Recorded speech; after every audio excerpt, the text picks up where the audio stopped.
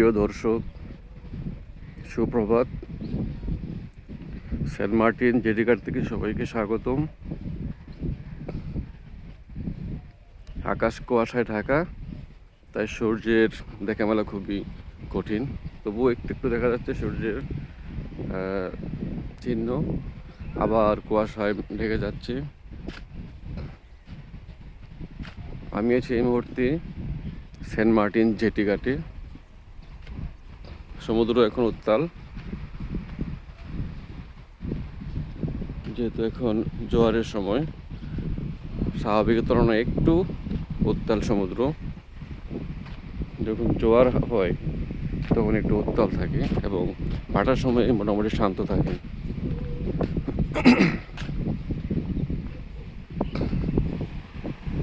এই হচ্ছে, এইমাত্র আমি জেটিতে উঠলাম, যে এখানে এসেই এই সেন্ট মার্টিনে নিয়ে আসা জাহাজগুলো থামে এবং যাত্রীরা এখান থেকে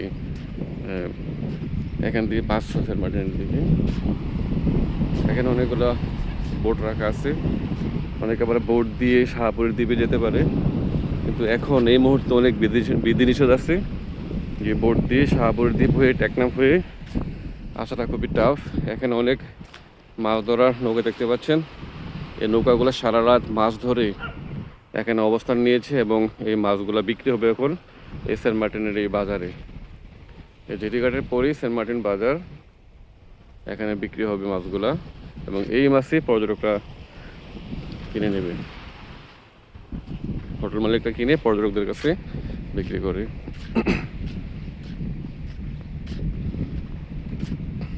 ঘন কুয়াশার কারণে সাগরের দিগন্ত দেখা যাচ্ছে না। তবে সেন্ট মার্টিনে প্রচুর কুকুরের সাথে সাক্ষাৎ হইলো। এত কুকুর, মনে হচ্ছে যেন মানুষের যে কুকুরের সংখ্যা বেশি। এত কুকুর, সব জায়গায় কুকুর আর কুকুর, এই যে কুকুর।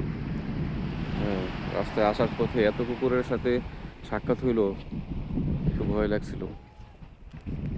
ওইখানে অনেক লোকজন জড়ো হয়েছে, আমার মনে হয় কোনো মাছ ধরার ট্রলার এসেছে মাছ দেখতে। অনেক পর্যটক ওখানে গিয়ে হাজির এবং যারা দোকান মালিক তারা তো আছেই।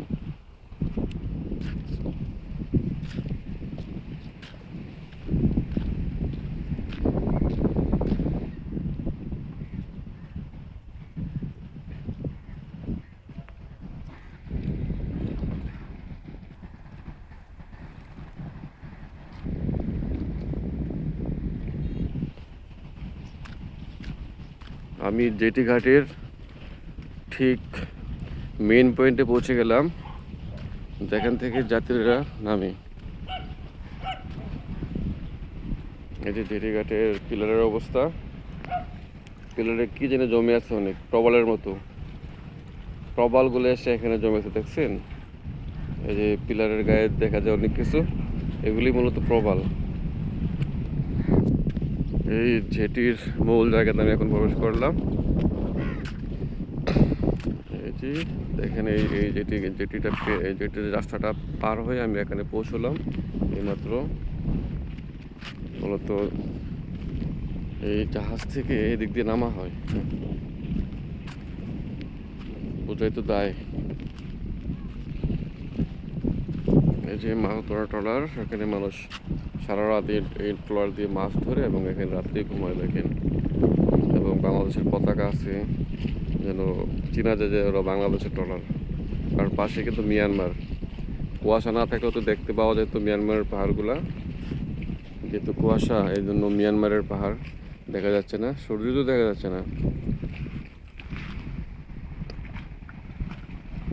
এই যে এই জায়গাটা খুবই নড়বড়ে। আমরা প্রথমে এই জাহাজ থেকে এই জায়গায় নেমেছিলাম, দেখেন কি অবস্থা। দেখেন এই যে এই জায়গাতে নেমেছিলাম আমরা প্রথমে। এই জায়গাতে এই দেখে যে এই যে লোহার যে পাতগুলো দেওয়া আছে, এটা ভাঙ্গা ছিল। আমি যখন এই জায়গায় পাড়া দিই তখন আমাকে সতর্ক করেছিল যে এখানে পাড়া দিয়েন না। পরে এখানে নতুন পাত দেওয়া হয়েছে। এই যে আগে এখানে নামতে হবে, এই জায়গায় এই জাহাজ দিয়ে আমরা এখানে নামি। এখানে নেমেছে, তারপরে এই সিঁড়ি দিয়ে আমরা এদিকে উঠছি। তারপরে এই যে মূল মূল কেন্দ্র, যেখানে সবাই জড়ো হয় অপেক্ষা করে। তারপরে এই রাস্তা দিয়ে দিয়ে দিয়ে দিয়ে দিয়ে হচ্ছে সেন্ট মার্টিন বাজার, সামনে সামনে চেকপোস্ট আছে। তারপরে বাজারের পরেই, বাজারের মধ্যেও অনেকে রিসোর্ট আছে এবং বাজারের শেষও আছে। সারা সেন্ট মার্টিন অনেক রিসোর্ট আছে, দেখে না, অনেক দূর, ওদিক দিয়ে কুয়াশার কারণে দেখা যাচ্ছে না। প্রায় 9 থেকে 10 কিলো দৈর্ঘ্য সম্ভবত সেন্ট মার্টিন।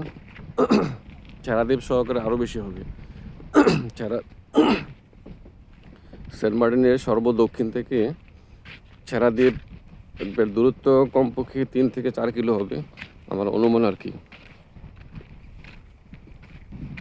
এখানে সিসিটিভি লাগানো আছে, দেখতে পাচ্ছেন, সিসিটিভি লাগানো আছে গতিবিধি লক্ষ্য করার জন্য।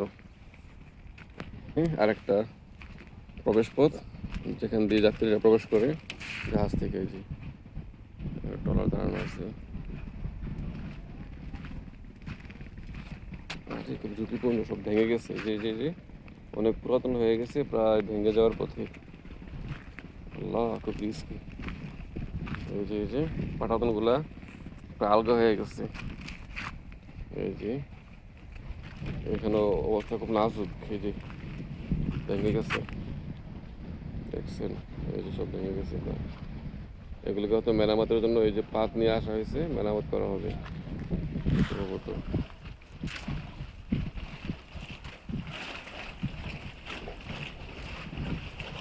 আচ্ছা, একটু ওদিকে যাই, ওই নৌকার কাছে দেখি নতুন কোনো নৌকা আসছে কিনা মাছ নিয়ে, কী কী মাছ দেখা যায় একটু দেখানোর চেষ্টা করি।